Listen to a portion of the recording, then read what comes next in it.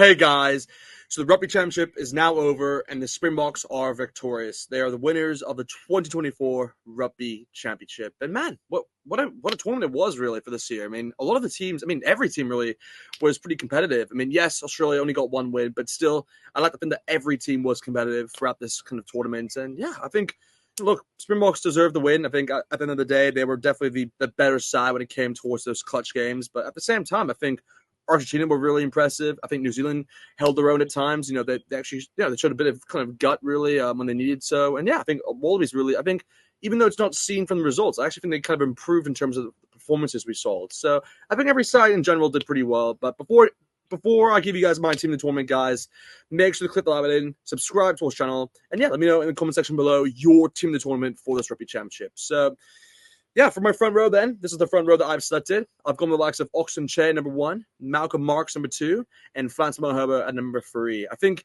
look, the Springboks front row has just been the best, I think, throughout this Rugby Championship. And when you look at it individually, each by position, Oxen Che, I think, is, the best loose head in the world, actually, the more you think about it. There's not really a lot of competition, I'd say, there when you're kind of going against him. In this Rugby Championship, I was pretty impressed by Thomas Gallo, I'd say, from the Pumas, as well as Angus Bell from the Wallabies. But besides that, I think Oxen Che really just kind of held his own throughout this Rugby Championship and kind of just allowed the Springboks to kind of dominate those scrums as you'd expect. So he's definitely my loose head.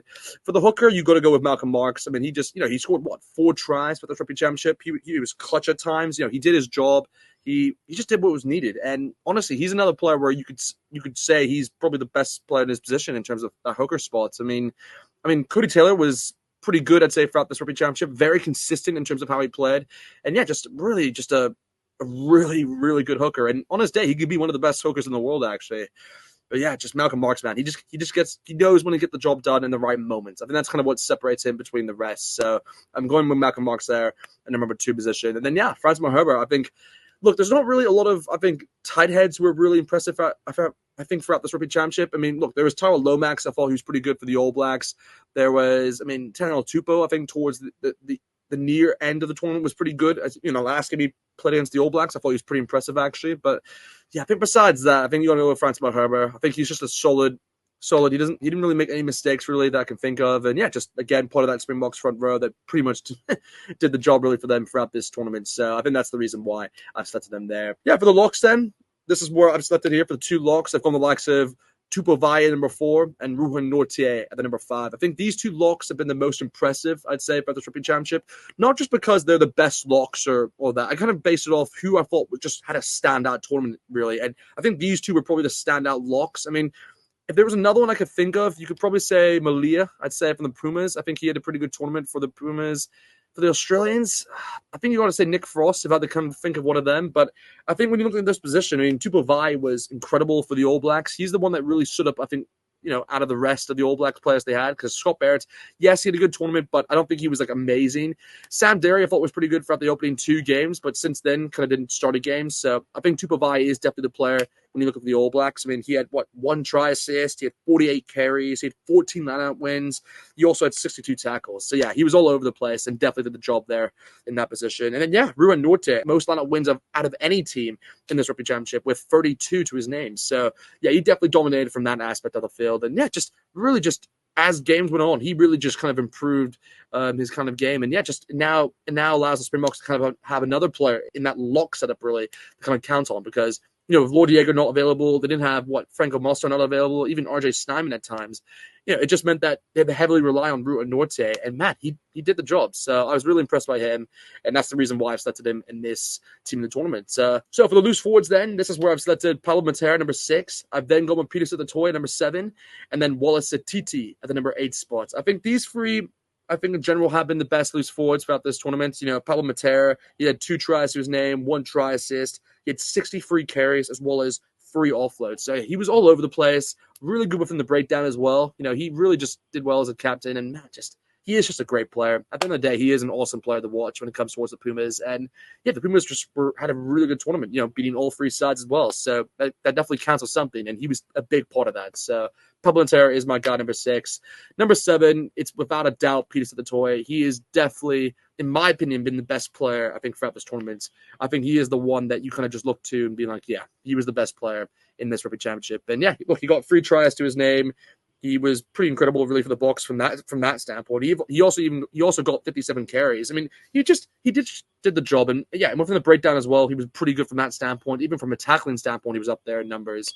But yeah, man, Peter's the toy, man. Just what a player to watch, man. He is just he is a world-class player, man. But yeah, with Wallace TT, of course, another player kind of on a different kind of angle to piece of the toy, really, kind of more of a promising player, really, for the future. And I think he had a really good tournament for the All Black. I think there was a lot of kind of doubts, really, if he would kind of step up to that level in terms of kind of making a name for himself. But man, he proved everyone wrong, including myself, really, because I think at the start, I wasn't sure if Wallace Atici should have been a 6. I was kind of thinking he should have been an 8, but man, he's played really well in that position in the number 6 spot, and I think that's kind of his now for the taking. I think it's really between him and even Blackadder. I'll be interested to see if you kind of Razor kind of goes for in the future, but I think for what we saw in this Rugby Championship, I think Satiti's probably been the better player out of the two, so I think you're going to go with him there.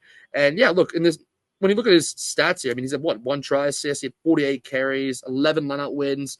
He also had 6 offloads. So, yeah, he was all over the place. He was really good throughout the tournament. And, yeah, just really kind of his agility, but also just his skill level is actually pretty good as well. So that's something good for the All Blacks to have. And a player like him is it's nice to have him for the future. Yeah, for the 9-10 combination then, going towards the back line, this is where I've selected Corti Zlatsman at the number 9, and then Sasha Feinberg, Imgumuzulu at the number 10. I think these two were definitely the best two, I think, in their positions. I mean, Corti Zlatsman, man, he is really he stepped up to the occasion, because with TJ kind of going in there, he did start a few games at the start, TJ, but I think Corti Zlatsman kind of held his own when he kind of got that starting spot. And yeah, just you got to try assist to his name as well. And yeah, he is definitely one for the future. But again, it will maybe change when Cam Morgan comes back into the fold, because he may come off the bench, I'd say, in that instance. But yeah, when you look at the other kind of scrum halves, there was also, Bertrano for the Pumas, who I thought was pretty good.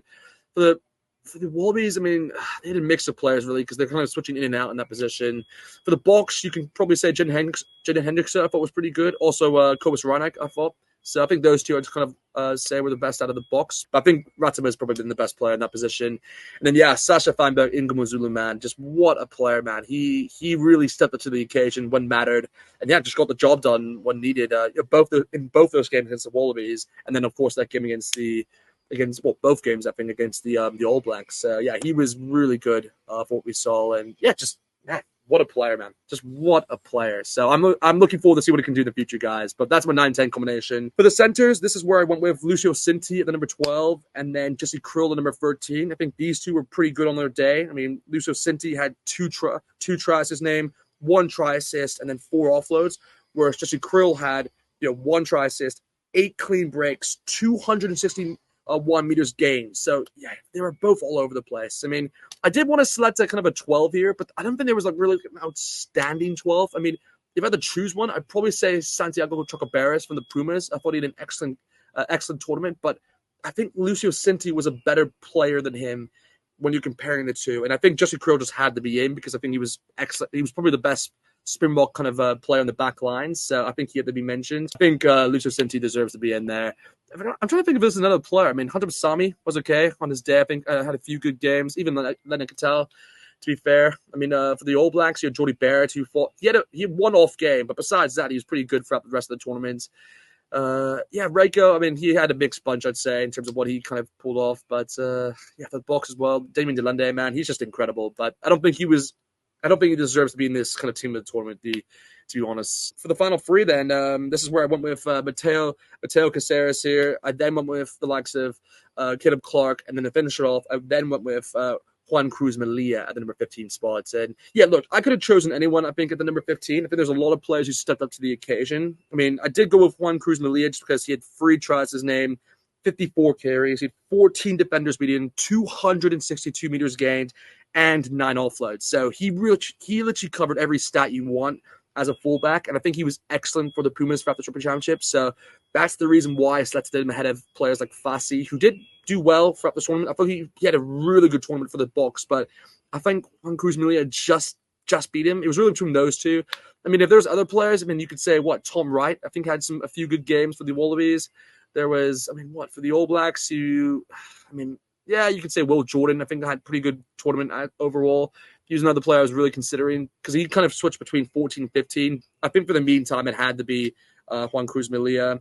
And then, yeah, for the rest, you had Caleb Clark with 6 tries, 6 clean breaks, 300 meters gained. And then, yeah, for the Argentinians, you had Mateo Caceres with 3 tries, 1 try assist, 4 breaks, 17 defenders, and 314 meters gained. So I think overall they were excellent throughout this tournament. And it was a hard one to decide, but let me know in the comment section below your team of the tournament. Like I said, guys, like, comment, and subscribe.